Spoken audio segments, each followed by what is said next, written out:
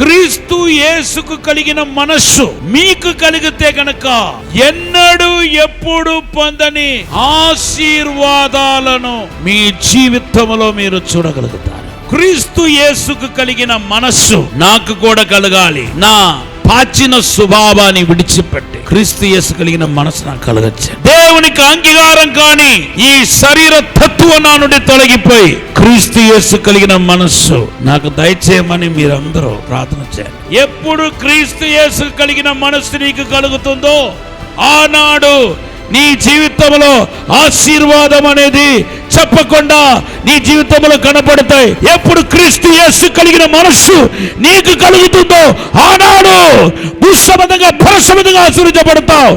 ఆ క్రీస్తు యేసు కలిగిన మనస్సు ఏంటంటే నిన్ను వాళ్ళని పొరుగువాని ప్రేమించాలి. ఫిలిప్పీ పత్రిక 2వ అధ్యాయం 5వ వచనం అదే మనకు తెలియపరుస్తున్నాయి.